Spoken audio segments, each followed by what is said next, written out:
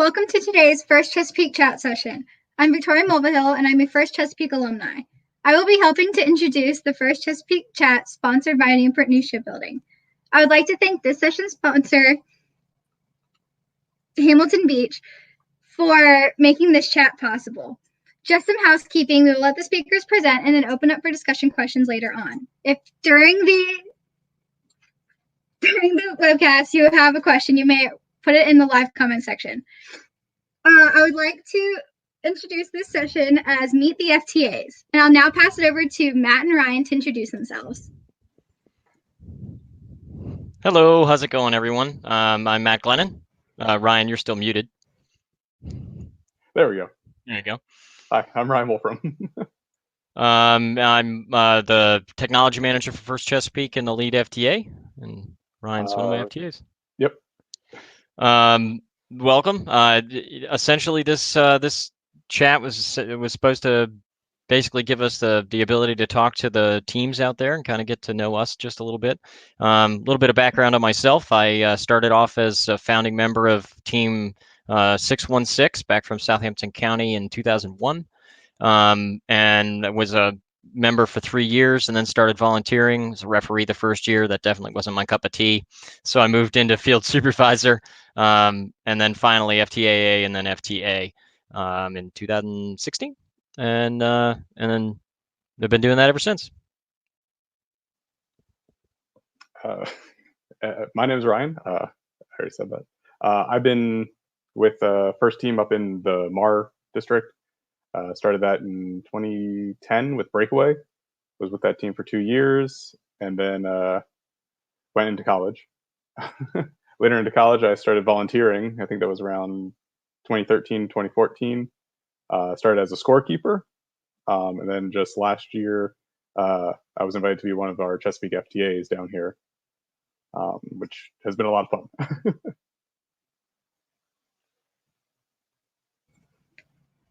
They're good now, I'm unmuted.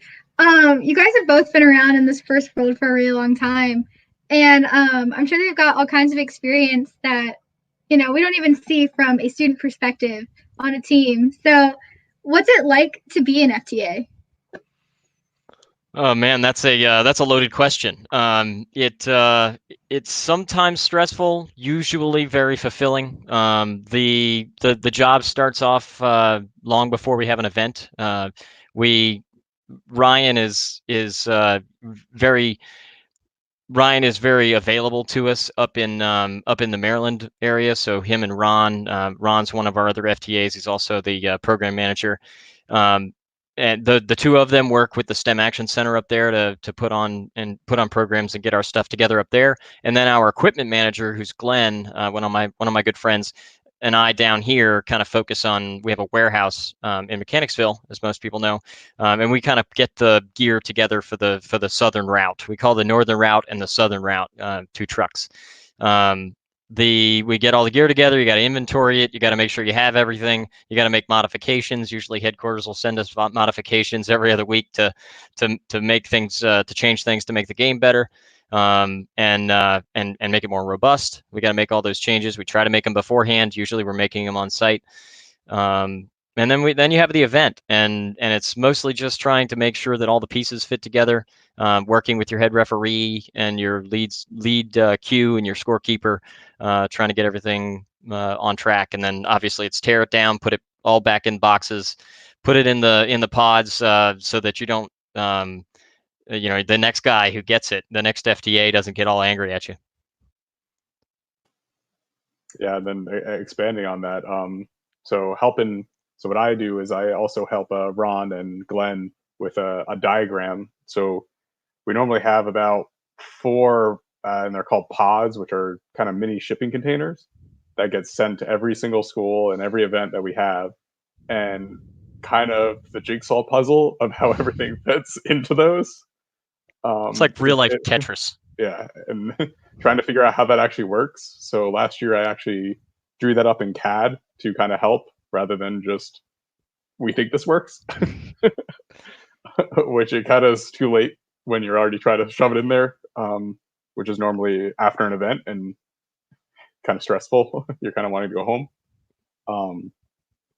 And then just adding to what Matt said, beyond the normal volunteers, though, we work with the event coordinator too, the volunteer coordinator sometimes. The FTA actually interacts with probably almost every single volunteer, depending on the event, like for various reasons. You're both on and off the field, because you end up being the key point of contact for a lot of people that you sometimes wouldn't even think. You might have your pit admin person coming up and ask us questions of, "Hey, where is this?" Because we're the ones who know what pod it was in and what case it's in. And then expanding on what Matt said, the the actual role, it's kind of very fulfilling. It's a lot of fun.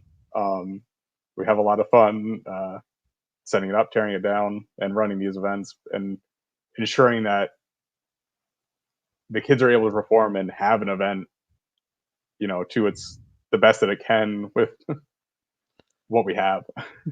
Sometimes. Just kind of expanding off of that. I mean, you guys have both kind of touched on it, but how would you explain what you do to somebody who really doesn't know anything about FIRST or doesn't know really what it means to be an FTA? We're a bit of we can't do everything, obviously, and I don't want to do everything. But we're a bit of the hub in the middle.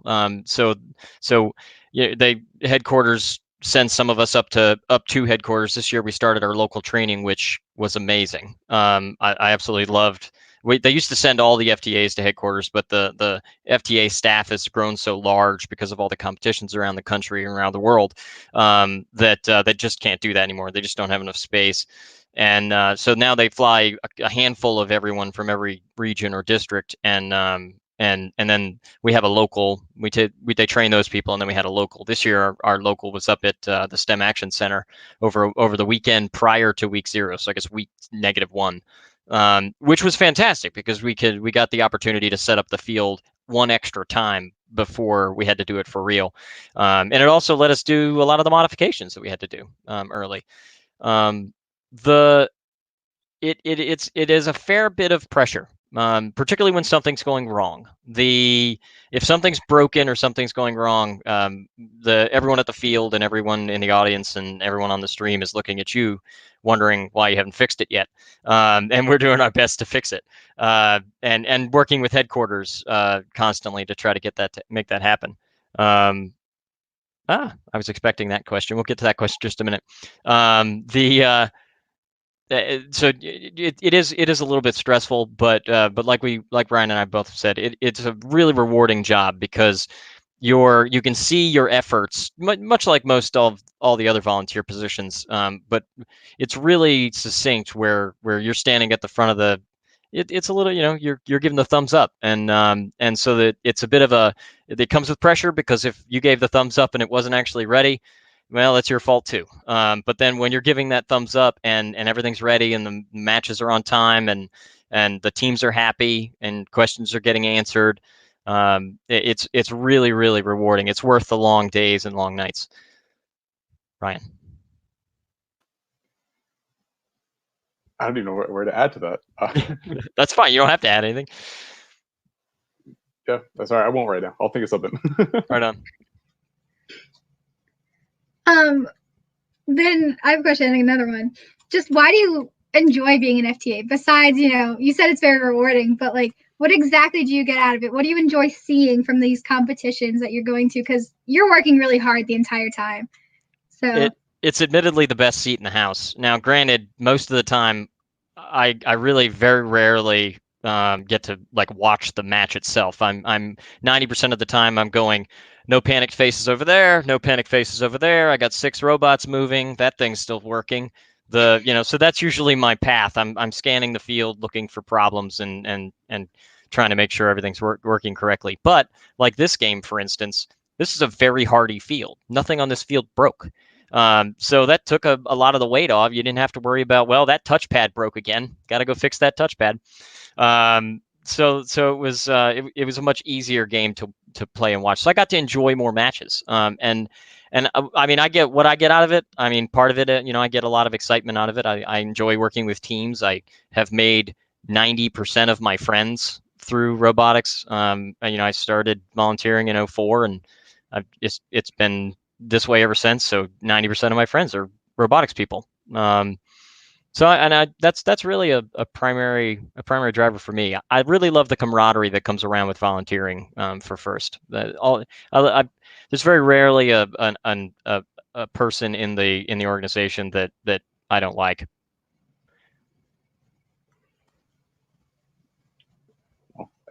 For me, what I find is definitely the challenge is what I really enjoy, because regardless of how prepared we are for any event, how much information we get from headquarters, even the FTAs that we send up to headquarters, you're not prepared for anything.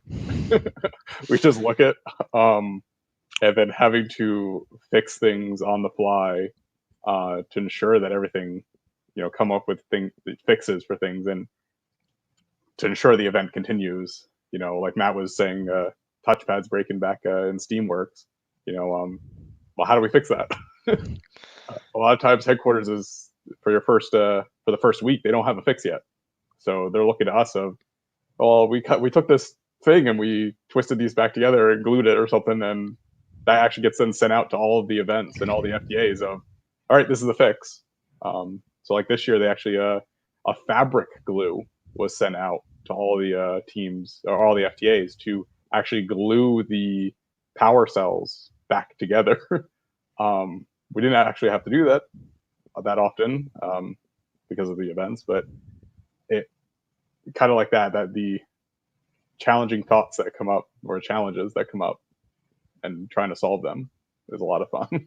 Yeah, I'd agree with you that the a little bit of the challenge of being the problem solver that's in the, you are the problem solver, or for our events we attempt to give us a pair of them. I always try to have 2 FTAs at each event, because I need somebody to talk to. Then let's come up with a solution here, work with headquarters, get clearance if necessary, and come up with a solution to something.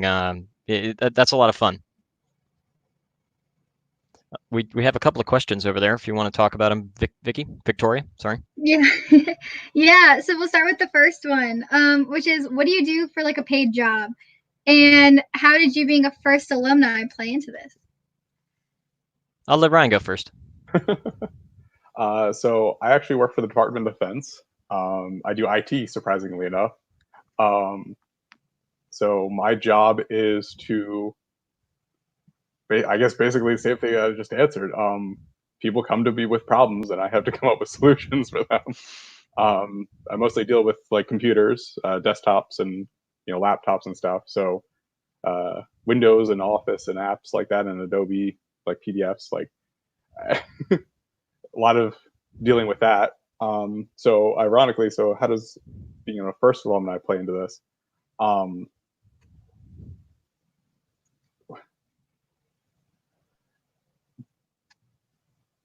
There are skills, I guess, that I learned. Definitely programming for me in my job. I do a lot of PowerShell scripting, so programming definitely helps.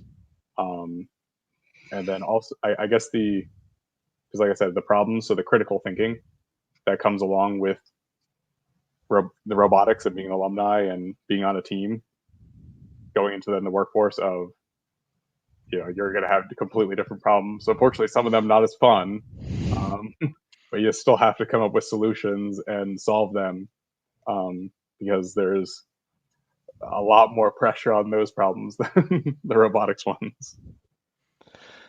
The problem solving, to answer the question backwards, the problem solving was definitely what I got from robotics. And the perseverance that was required. Beck, I don't know how anybody else's team worked, but I was the sole programmer on my team while I was there, and the pressure of, this robot's not going to move unless you write enough code to do so. And late nights and early mornings to get that robot done in 6 weeks, particularly when the build team didn't want to give it to you to the last 2 weeks. But what do I do for a day job? I'm an IT director for a small company on the south side of Richmond. So similar to Ryan, really you ought to just call me. I'm senior sysadmin essentially because we're a small company.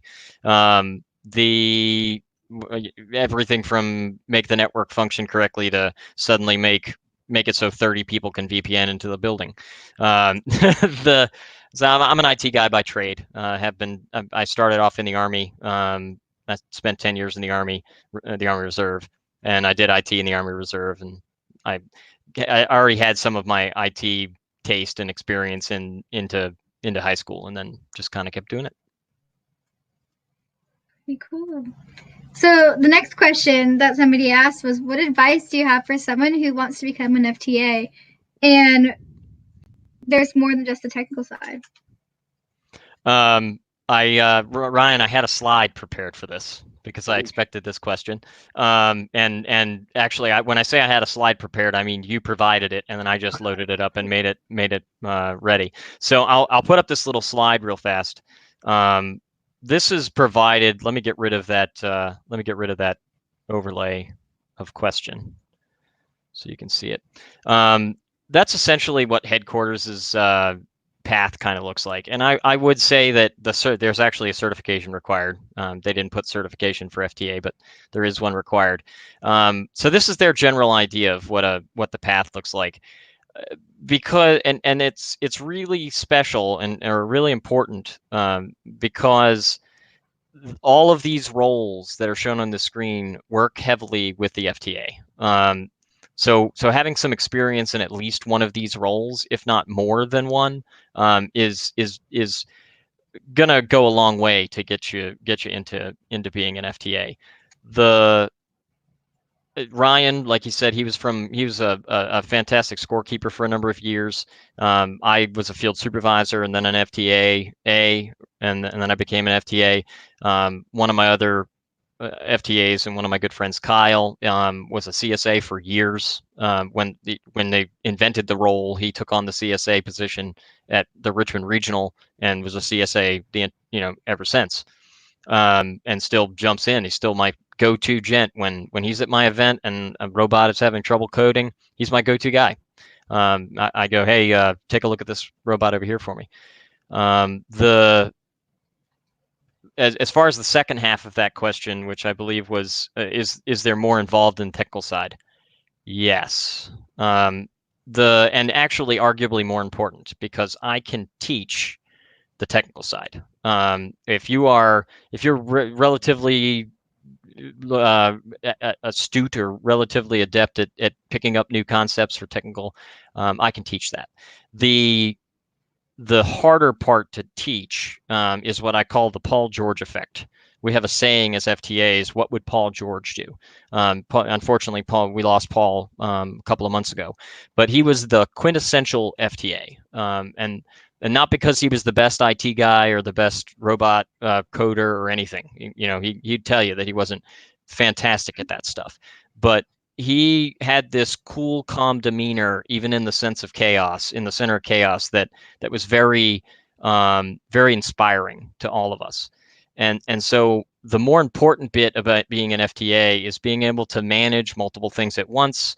I got this going on over here. I got this going on over here. That team needs my help. The CSA needs me to brief him on what I found on the field last match. The scorekeeper's having a problem with her computer. You've got all these things. I need to prioritize them, and I need to make sure that I don't forget one. If I told the team I'm going to see him, I'll come by and talk to him again in 10 minutes.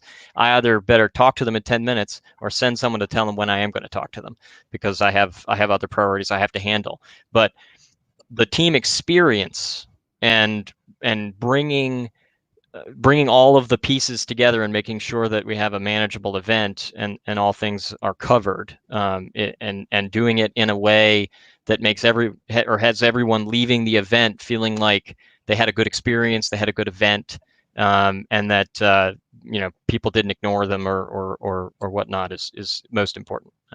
Ryan has anything to add? Not. You said that great. It's like the only things to add. If you're on a team right now, just kind of want to say, you have to volunteer.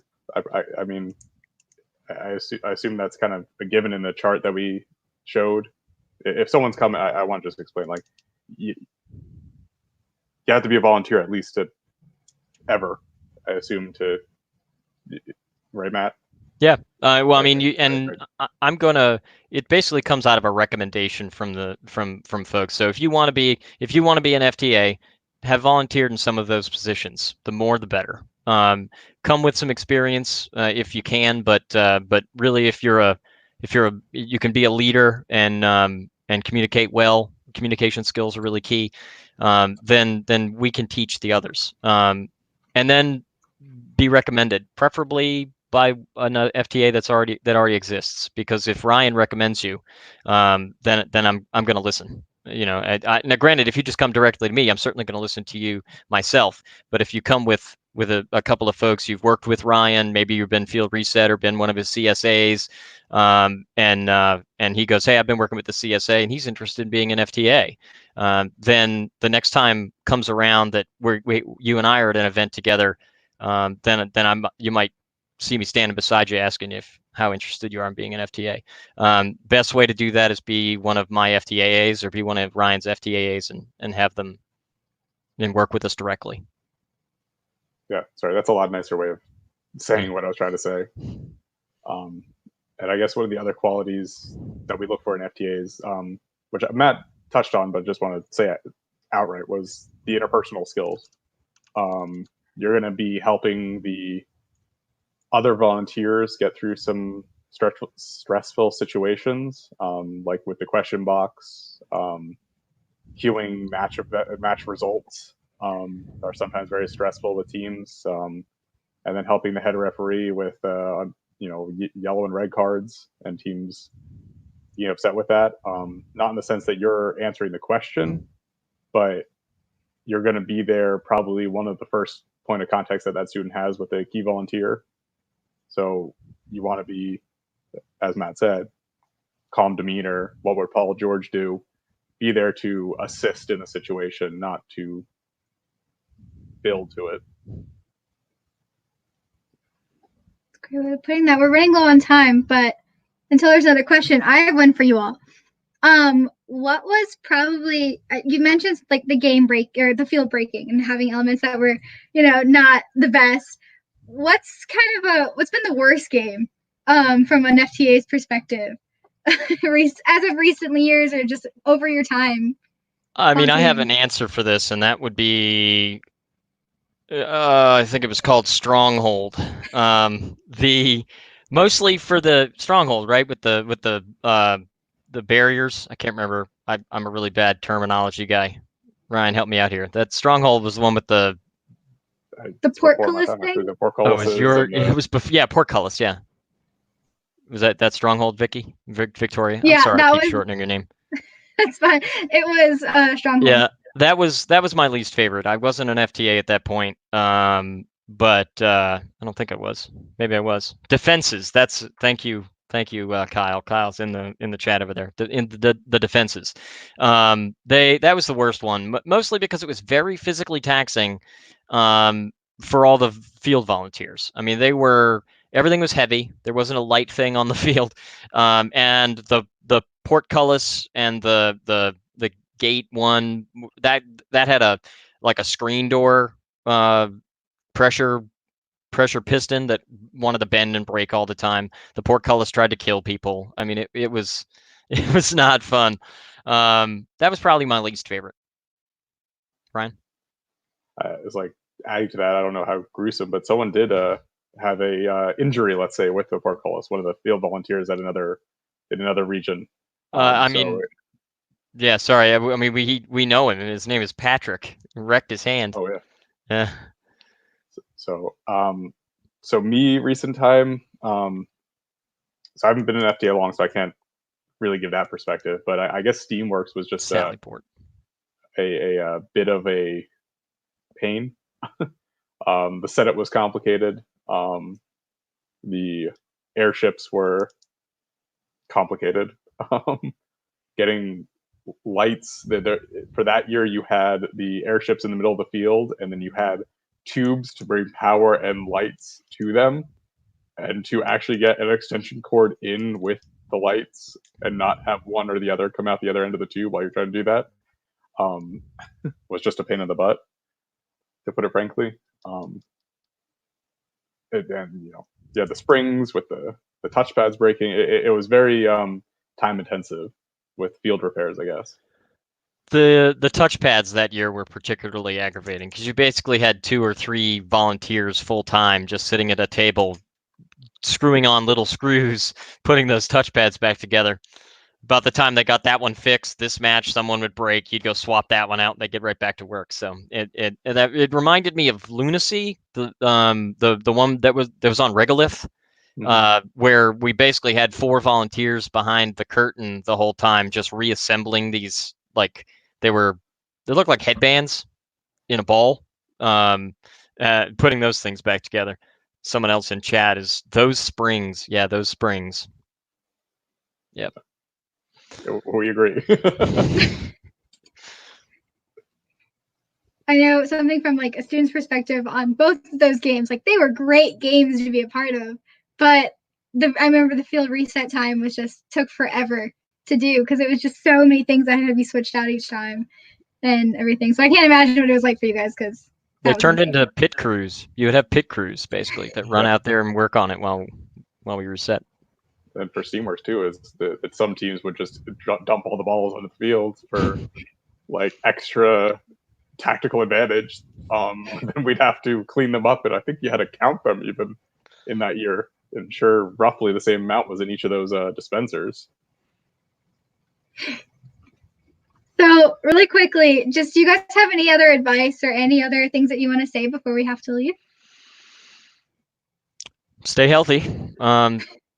Keep working at something. Be constructive while our season's canceled. We are postponed. Whatever you could do, host one of these chats. I'll tell you what. A little bit of insider information. I'm running the show, the technical show back here for these things, and this is fun. If you ever want to get into broadcasting, this is what to do right here. I'll tell you what. Well, at the same time, contact Ron Sheridan. If you want to host one of these. Sorry to interrupt you, Ryan. Sorry, that was Ron Therian. His email's probably all over the Chesapeake website. Yeah. I was just saying, if you do enjoy broadcasting at our FTC, Chesapeake FTC, and our FTRC events, we have a role that you can volunteer for. That is the webcasting operator. Yep. In which you'll be switching and doing all the camera angles and the awards and stuff. Well, thank you so much, you two, for being part of this chat today. You had some really good advice for future students and everything. And I would also just like to take the time to thank today's sponsor, Hamilton Beach, for their support of today's session. And have a great rest of your day.